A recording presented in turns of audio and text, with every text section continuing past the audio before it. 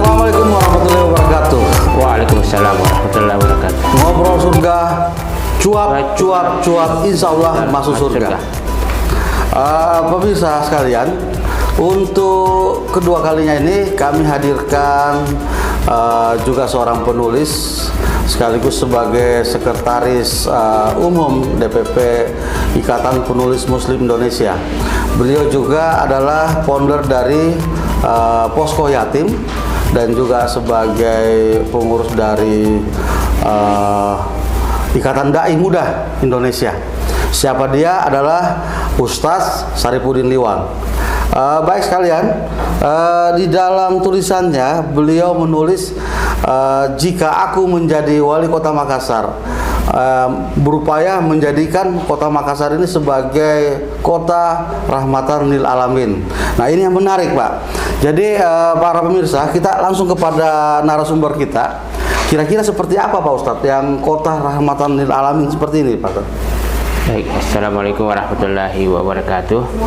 Jadi salah satu tujuan Nabi Muhammad sallallahu alaihi wasallam diutus ke dunia ini, salah satunya adalah menjadi rahmat bagi seluruh alam. Itu dengan kata lain memberikan manfaat kepada orang banyak. Ya, bukan hanya manusia tetapi juga makhluk-makhluk di sekitarnya. Kalau kita kembalikan kepada konteks kepemimpinan, terutama di kota Makassar ini, di mana kita kenal masyarakatnya masyarakat religius, di mana di Makassar orangnya peduli, orangnya soleh, orangnya care, dan di Makassar juga adalah heterogen, maksudnya banyak kaum di sini, banyak suku dari perwakilan suku-suku di Indonesia itu secara umum sudah ada di Makassar. Nah, jadi 4 suku kita ini ada Bugis, Makassar, Mandar, Toraja. Ini sudah mewakili suku di dunia ya, Pak? Maksudnya ya? Sebetulnya suku lain juga ada di Jawa. Jawa ada di sini. Ada Jawa di sini. Iya. Oh, sudah ada semua di sini. Sudah Gorontalo, iya. Baik, Pak Ustadz. Meskipun kalau 4 suku itu sebetulnya suku asli Sulsel itu ya. Makassar, Bugis, Toraja, Mandar itu asli Sulsel itu. Iya. Yang lainnya itu adalah pendatang baru yang berdomisili di kota Makassar. Nah, bagaimana seorang pemimpin bisa menerapkan menjadi pemimpin yang rahmatan lil alamin, yang bisa menjadi rahmat bagi seluruh warganya, apakah muslim, non muslim, apakah suku ini, semuanya. Yang pertama, prinsip yang pertama, jadi ketika kita berbicara rahmatul lil alamin, berarti kita mencontoh Nabi Muhammad sallallahu alaihi wasallam. Yang pertama, menjadi pemimpin yang adil, yang memiliki prinsip keadilan dan kesetaraan. Adil itu kalau dalam agama kita wada syai' ala makani, menempatkan sesuatu pada tempatnya. Ya, ya. Termasuk seorang pemimpin misalnya ketika menempatkan anggotanya yang ngurus ini sesuai dengan bidangnya, bukan sesuai dengan karena dia yang dulu misalnya dulu, karena yang dulu tim suksesnya sehingga ditempatkan bukan pada keahliannya. Jadi termasuk bagian dari keadilan adalah menempatkan sesuatu pada tempatnya. Baik, saya perjelas dulu, Pak Ustadz. Jadi maksudnya ketika pemimpin ini terpilih nanti, yang kebetulan kita bicarakan adalah kontes wali kota Makassar tahun 2022, itu dia harus memilih orang-orangnya, Pak Ustadz ya, yang duduk di situ itu yang betul-betul sesuai dengan keahliannya ya. Bukan karena yang mendukung dulu dia jadi sukarelawan, jadi tim sukses ya. Baik, silakan dilanjutkan. Jadi menempatkan sesuatu pada tempatnya sesuai dengan keahliannya. Makanya kalau kita perhatikan hadis Nabi mengatakan Isa wadu syai', jika sesuatu ditempatkan kepada bukan yang ahlinya, fantasirusa, tunggulah kehancurannya. Jadi ketika seorang pemimpin menempatkan anggotanya bukan pada tempatnya, di situ akan muncul kehancuran. Sehingga tidak mencerminkan yang namanya rahmat lil alamin. Tidak membawa rahmat, tetapi membawa kehancuran. Bukan memberikan manfaat, tetapi memberikan masalah bagi baik untuk dirinya, kepemimpinannya, ataupun orang-orang yang dia pimpin. Baik.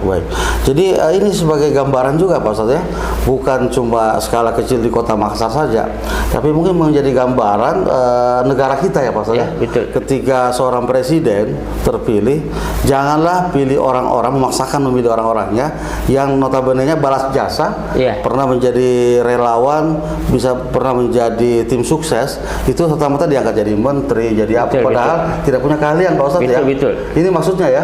Iya, Jadi gambaran juga ini bahwa sebuah negara itu harus menempatkan orang-orang sesuai dengan ahlinya. Ya. Kalau tidak akan menemui kanjuran, gitu Pak Ustadz ya. Betul. Baik Pak Ustadz, silakan Pak Ustadz. Jadi itu yang pertama. Jadi pemimpin yang menerapkan konsep rahmatan lil alamin, dia akan menerapkan namanya keadilan, kemudian kesetaraan. Maksud kesetaraan maksudnya kalau di Makassar misalnya mayoritas muslim, maka kita fasilitasi yang muslim itu beribadah bukan dihalang. Kita berikan kemudahan mereka, misalnya mengurus tempat ibadahnya, mendorong mereka supaya lebih mudah beribadah. Kita sebagai pemerintah memberikan fasilitas kepada mereka supaya lebih enak beribadah, supaya lebih nyaman lagi, kemudian lebih khusyuk beribadah. Itu pemerintah punya tugas itu. Itu bagian dari keadilan, karena artinya menempatkan sesuatu pada tempatnya dan memprioritaskan sesuai dengan yang membutuhkan. Iya. Jadi kalau seandainya Pak Ustadz terpilih jadi wali kota Makassar, ini yang paling pertama ini menjadikan kota Makassar sebagai kota rahmatan lil alamin, gitu ya. Salah satunya adalah menempatkan orang-orangnya, wali kota ini petugasnya, ya mungkin barangkali dari RT ya Pak Ustadz ya, dari RT, RW dan selanjutnya ini orang-orang yang tepat, yang punya keahlian, ya. Jangan karena ada kepentingan. Suka tidak suka akhirnya menganggap Pak RT, Pak RW karena dulu jadi tim sukses ya, gitu Pak Ustadz ya. Baik Pak Ustadz, kita lanjutkan istilah rahmatan lil alamin. Kira-kira seperti apa penerjemahnya lagi Pak Ustadz? Jadi rahmatan lil alamin kalau secara bahasa itu rahmat kasih sayang itu, cinta. Jadi kita membangun dengan DPD yang penuh cinta, bukan penuh kebencian. Kita bangun persahabatan dengan membersihkan hati kita. Kemudian rahmatan lil alamin bagi semua, bukan hanya manusia tetapi makhluk yang lainnya juga. Ya itu. Jadi dalam diri kita ada konsep mahabbah yang kita tonjolkan, adalah konsep cinta, peduli, care, kemudian menerapkan keadilan, membangun persaudaraan, dan berusaha menutup apa-apa saja yang bisa merusak persaudaraan, bisa merusak persatuan dan lain sebagainya. Itu secara umum itu yang diterangkan oleh Nabi Muhammad sallallahu alaihi wasallam. Baik, terkait dengan tulisannya Pak Ustadz Saripudin Liwang ini yang biasa kita kenal sebagai Ustadz Sarli, kira-kira poin-poin apa Pak Ustadz di dalam tulisannya ini yang ingin dititipkan kepada calon wali kota kita sekarang ini, ataukah wali kota kita yang insya Allah akan terpilih nanti? Ada berapa poin kira-kira di dalam tulisan ini Pak Ustadz? Ya, sebetulnya ada 5. Ada 5. Tadi jadi pertama menerapkan prinsip-prinsip keadilan. Itu poin pertama. Yang kedua, bagaimana seorang pemimpin itu yang rahmatan lil alamin supaya penuh kemurahan atau cinta kepada kaum du'afa. Ya. Jadi kalau du'afa itu dalamnya orang miskin, anak yatim. Saya stop dulu Pak Ustadz. Kaum du'afa. Kita lihat sekarang ini di Makassar ya, sangat memperhatikan di mana di setiap sudut jalan, terutama orang pemerintah, sudah banyak ini kaum du'afa yang menjadi pengemis ini. Saya tidak tahu ini apakah jika Pak Ustadz jadi wali kota Makassar ini akan memperhatikan seperti itu Pak Ustadz. Seperti apa perhatiannya nanti? Jadi harus menjadi prioritas. Kenapa? Karena sebetulnya itu bisa merusak citra Makassar. Bayangkan di setiap sudut lampu merah, di sana ada pengemis, sana atas nama ini, itu sebetulnya itu membuat kita malu Makassar. Karena itu sebetulnya mental mengemis itu sangat dibenci oleh agama kita. Maka tugas pemerintah adalah mengedukasi itu. Jadi kalau perlu ada tim khusus, terutama di dinas sosial itulah yang kemudian dikawal, diawasi, kemudian dibina bukan hanya dibina, pertama dibina lu mintanya supaya entar sifat mengemis itu dia bisa ada kesadaran, kemudian diberikan skill untuk kemandiriannya. Baik. Jadi ini kan kita kadang-kadang Pak Ustadz, kalau kita sedang makan di kawasan kuliner, terutama kuliner Makassar ini yang sangat terkenal di restoran ikan bakar, kita kadang-kadang malu Pak Ustadz. Kita bawa tamu dari luar, dari Jakarta, dari mana, sedang asik makan, tiba-tiba ada pengemis masuk gitu Pak Ustadz. Ini yang dimaksud barangkali ya. Termasuk. Nah, inilah barangkali menjadi perhatian Wali Kota Makassar, bagaimana bisa memikirkan persoalan sosial ini yang tadi Pak Ustadz bilang, kita tertibkan, kemudian dibina, dikasih skill ya Pak Ustadz ya. Baik Pak Ustadz, seperti apa lagi Pak Ustadz mengenai kaum duafa ini harapannya Pak Ustadz? Ya, jadi kaum duafa itu pertama menurut saya mindsetnya dirubah. Mindsetnya. Karena selama ini mindsetnya kalau mindsetnya tidak berubah, walaupun misalnya ditahan di ini, itu kembali lagi. Tapi harus dirubah mindsetnya, kemudian didampingi. Dan itu ada proses yang ada proses yang harus dilewati, dan itu butuh perjuangan, butuh modal, dan pemerintah seharusnya membuat anggaran khusus untuk itu. Ada anggaran khusus. Tapi pertanyaannya Pak Ustadz, apakah selama ini dari wali kota pertama Bapak Tompo dan seterusnya itu tidak pernah ya memikirkan seperti ini? Sebetulnya mungkin dia pikirkan, cuma belum maksimal, atau mungkin orang-orang yang dia tempatkan di situ tidak maksimal juga. Bukan ahlinya. Iya, itu. Tidak bisa menjadikan solusinya ya. Iya, sehingga pengemis-pengemis ini makin bertumbuh di Makassar dan bikin malu-malu. Iya, betul. Baik Ustadz, Pak Ustadz ini seorang founder dari Posko Yatim. Nah, kita tahu sendiri Posko Yatim itu apa? Itu satu organisasi sosial menurut saya yang memikirkan bagaimana nasib anak yatim ya Pak Ustadz ya. Nanti di sesi terakhir kita akan bahas, kita akan tanyakan langsung kepada Pak Ustadz seperti apa kegiatan. Tapi saya menarik ini Makassar sebagai kota rahmatan lil alamin. Tadi ada 5 poin Pak Ustadz. Iya. Sudah berapa poin tadi dibahas? Sudah dua. Yang ketiga apa Pak Ustadz?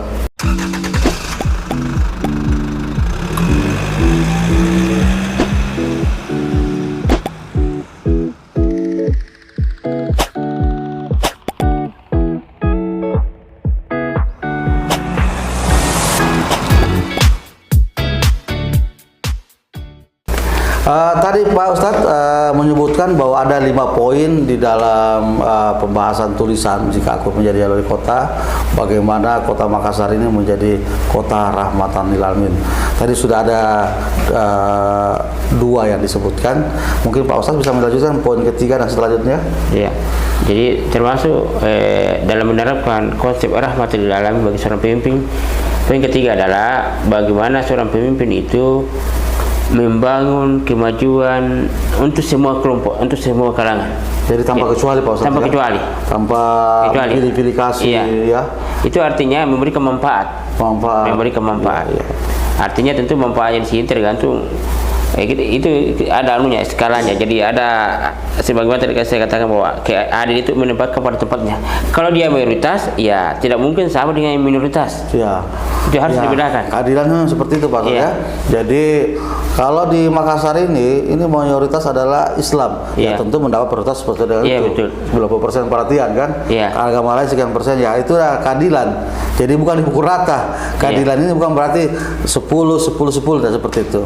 Jadi Makassar ini berkeadilan. Mungkin poin yang lain Pak Ustadz yang mau disampaikan? Kemudian yang terpenting juga adalah pemimpin itu menjadi role model, menjadi contoh, menjadi uswah, suri teladan. Ya. Kalau kita perhatikan Al-Quran, di mana sering kita dengar di bulan Maulid ini, laqad kana lakum fi rasulillahi uswatun hasanah. Yang saya catat di sini, perhatikan di ayat ini, dan itu jarang dibahas para penceramah di acara Maulid. Kata uswatun hasanah itu artinya contoh. Tetapi dalam bahasa Arab ada uswah, ada kutwah. Ada sama-sama artinya contoh. Cuma bedanya kalau kutwah itu artinya kita mencontohi yang nampak saja, yang kelihatan saja, yang jasmaninya saja. ternyata dalam ayat ini ketika Allah memerintahkan untuk kita mencontohi Nabi Muhammad SAW menggunakan kata uswatun hasanah, bukan qudwatun hasanah. Itu artinya kita perlu mencontohi Nabi Muhammad SAW terutama dalam hal memimpin ini, baik jasmaninya maupun rohaninya. Maksudnya banyak sekarang kaum muslimin dengan alasan sudah berhijrah, ya pakaiannya penampilannya bagus, itu bagus, tetapi di sisi lain itu masih jasmaninya, belum rohaninya. Baru casingnya Pak. Baru casingnya, tidak rohaninya. Bukan padahal rohaninya. harus juga rohaninya. Jadi jasmani dan rohani itu perlu kita contoh dari Nabi Muhammad SAW. Oke Pak Ustadz, ini kan kontennya sebagai calon wali kota. Jadi yang maksudnya ini calon wali kota kita ini harus seperti ini ya Pak Ustadz. Iya. Menjadi role model, menjadi suri toladan ya Pak Ustadz ya. Baik Pak Ustadz, lanjut Pak Ustadz. Jadi menjadi suri teladan kepada orang-orang yang dipimpinnya. Kenapa? Karena ketika pemerintah misalnya menjadi contoh salat berjamaah bisa jadi masjid, atau dia yang duluan turun kerja bakti, maka pasti masyarakat malu kalau dia tidak. Jadi dia menjadi contoh. Sebagaimana Nabi kita Nabi Muhammad SAW, setiap ada kerja bakti atau ada peperangan Nabi itu paling di depan. Paling depan. Itu adalah contoh. Iya. Kemudian yang poin kelima itu termasuk itu adalah seorang pemimpin yang menerapkan rahmatan di dalam adalah melayani. Sebagai bentuk pengabdian. Jadi pelayan ya. Pelayan. Makanya ada bukan dilayani tapi pelayan ya. Melayani. Makanya ada kaidah mengatakan sayyidul qaum hadimuhun. Seorang pemimpin itu adalah pelayan bagi orang-orang yang dipimpinnya. Jadi melayani. Nah, kalau pemimpin bisa melayani rakyatnya, orang-orang dipimpinnya, maka pasti ya dia lebih banyak ke lapangan, dia lebih banyak melihat keadaan masyarakatnya, melihat orang-orang dipimpinnya. Dia lebih banyak mengerti keadaan umatnya, rakyatnya daripada dia ingin dimengerti. Jadi mengerti. Dia lebih banyak mengerti rakyatnya daripada dia dimengerti. Iya. Oh iya baik. Ini menarik ini. Terus gimana Pak Ustadz? Lanjutnya Pak? Ya. Selanjutnya. Sebetulnya dari sudah 5 tadi itu. Jadi pemimpin rahmatil alamin ini meskipun di buku itu saya hanya mengatakan 5 secara umum itu, tetapi padahal sebenarnya masih banyak ya Pak Ustadz ya? Banyak, cuma itu secara umum itu artinya setiap satu poin itu bisa diperinci lagi, tetapi intinya adalah bagaimana kita menjadi pemimpin, kita jadikan jabatan itu sebagai wasilah untuk kita bisa bermanfaat. Bisa memberikan manfaat kepada orang lain. Kemudian kita jadikan jabatan itu sebagai amanah. Amanah yang ini poin kelima Pak Ustadz ya? Iya, jabatan jadi itu. Tadi yang keempat adalah sebagai pelayan, yang kelima adalah sebagai amanah. Nah, seperti apa Pak Ustadz amanah ini nih? Jadi Allah menciptakan manusia. Jadi dulu sebelum ada, jadi ketika dunia ini dulu di awal-awal diciptakan, itu pernah di dalam Al-Quran dikatakan pernah Allah menawarkan kepada langit, kepada bumi, kepada gunung-gunung, siapakah di antara mereka dan manusia yang siap menjadi wakilnya Allah di muka bumi? Ya. Ini dalil ayat apa? Ayat di surat Al-Asr ayat 72. Baik. Kemudian ternyata langit itu menolak. Ternyata bumi menolak, gunung-gunung menolak, wahamal insan, tiba-tiba manusia mengatakan saya siap menerima amanah ini. Maka jadi gunung menolak, semuanya menolak, justru tiba-tiba manusia yang menyatakan saya siap menerima amanah ini. Wakil Allah ini. Maka manusia dikenal sebagai khalifatun fil ardh, yaitu wakil Allah SWT di muka bumi ini yang tugasnya apa? Memakmurkan bumi. Itu makna lain dari rahmatul alamin. Jadi memakmurkan bumi ini, melestarikan bumi ini, menjaga supaya bumi ini tidak rusak. Makanya di dalam Al-Quran di surat Ar-Rum ayat 41 dikatakan Zoharal fasadu fil bahri wal bahri bima kasabat aydiyan nas. Terjadinya kerusakan di darat dan di laut itu disebabkan oleh tangan-tangan manusia. Artinya ketika manusia tidak memfungsikan tugasnya, apakah sebagai seorang pemimpin, sebagai khalifatul fil ardh, maka misalnya kata ulama, seorang muslim misalnya melakukan dosa, itu sebetulnya makhluk yang lain itu merasa terganggu. Tanah terganggu, api terganggu, angin terganggu. Karena merasa terganggu dia marah, akhirnya terjadi banjir, terjadi ini. Baik, jadi saya jadi paham Pak Ustadz ya. Jadi alam ini tidak diam Pak Ustadz ya. Tidak diam ya. Ketika manusia sudah tidak melaksanakan fungsinya sebagai pemakmur bumi di bumi ini, itu alam yang merasa terganggu. Iya. Maka bencana alam yang kita ini sebenarnya akibat daripada ulah manusia sendiri ya Pak Ustadz ya. Betul. Saya ingat waktu gempa dasar di Palu ini, di Petobo, kita lihat ada likopaksi Pak Ustadz. Iya. Bagaimana bumi bisa berputar, di blender bumi itu. Ini akibat, katanya saya pelajari itu di situ banyak terjadi maksiat Pak Ustadz. Iya. Ya, banyak yang seperti kaum Sodomi dulu, ya. Sehingga alam merasa terganggu. Maka alam menjadi likuifaksi dan mengeluarkan gempa. Iya. Begitu Pak Ustadz ya? Betul. Baik Pak Ustadz. Dilanjut Pak Ustadz. Jadi pemimpin tadi itu merasa bahwa dia dipilih menjadi pemimpin itu sebagai amanah titipan. Dia harus tempatkan pada tempatnya sebagai mestinya. Karena ketika karena apa yang dilakukan sebagai seorang pemimpin itu nanti diminta pertanggungjawabannya. Jadi jabatan itu bisa membawa kita masuk ke dalam surga, bisa juga membawa kita ke dalam neraka. Ketika jabatan itu dipergunakan sebagaimana mestinya, sebagaimana Allah kehendaki, itulah yang kemudian membawa kita masuk ke dalam surga, membawa seorang pemimpin masuk ke dalam surga. Sebaliknya jika jabatan itu tidak digunakan sebagaimana yang Allah harapkan, sebagaimana itu ajar agama kita, berkhianat, tidak amanah, tidak zalim, disalahgunakan jabatannya, itu kemudian jabatan itu akan korupsi dan lain sebagainya, itu kemudian akan benar kita masuk ke dalam neraka.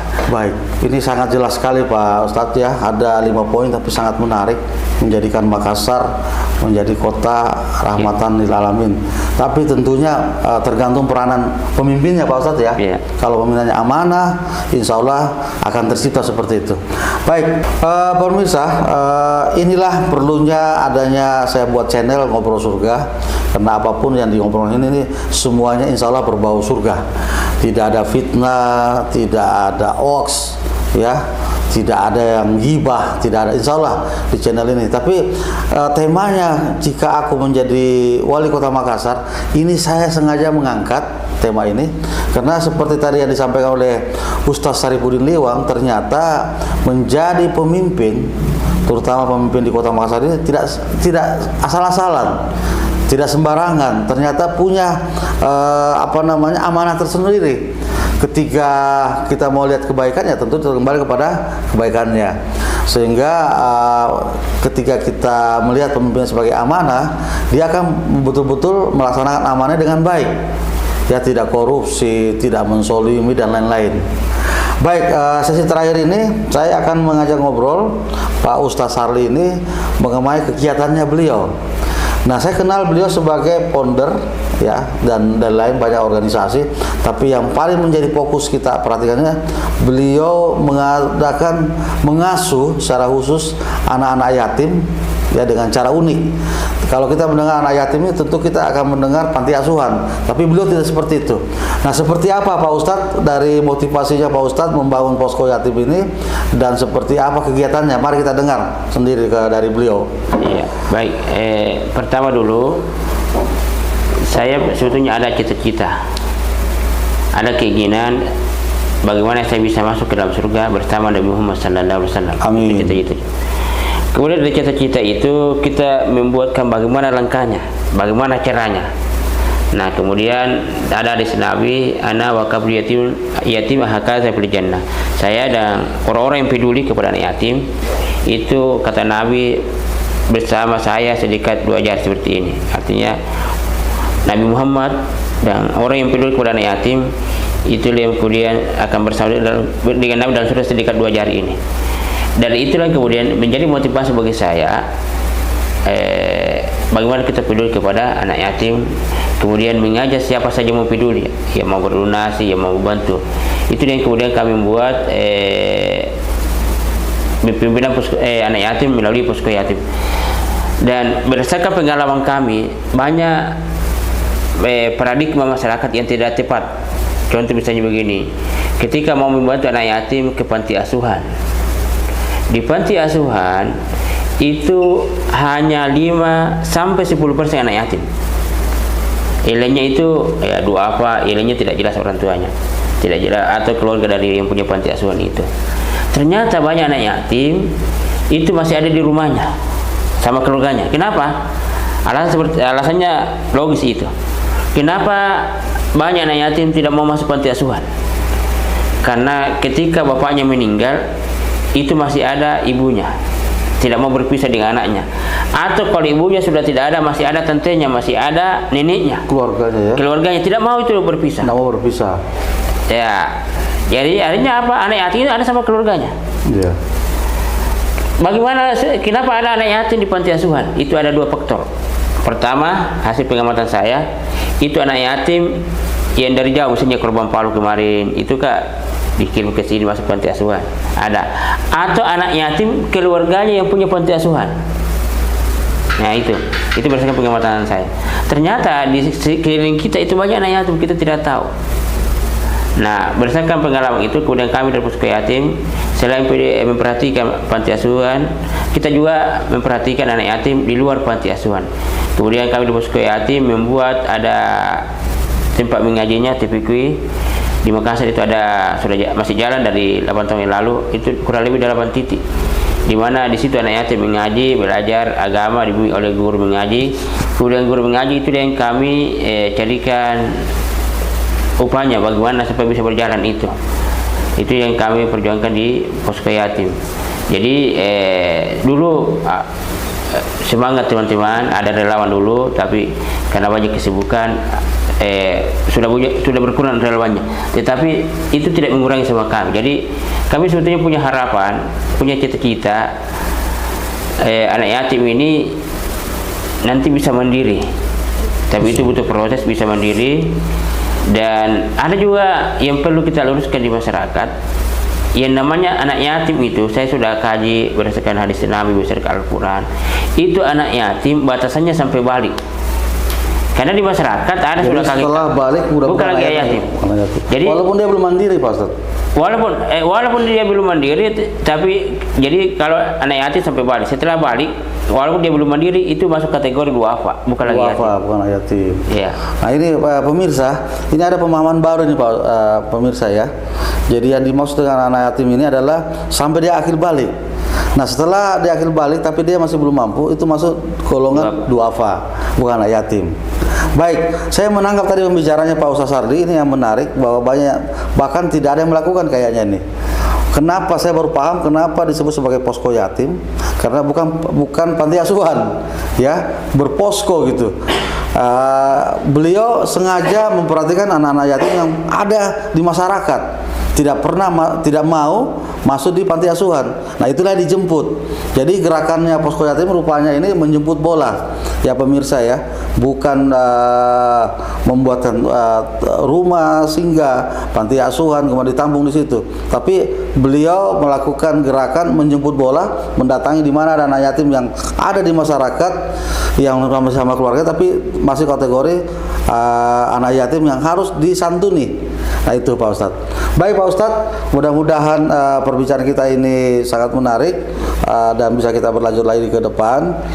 Beliau sudah berusaha kali ini menjadi wali kota Makassar dengan tema menjadikan kota Makassar sebagai kota rahmatan lil alamin.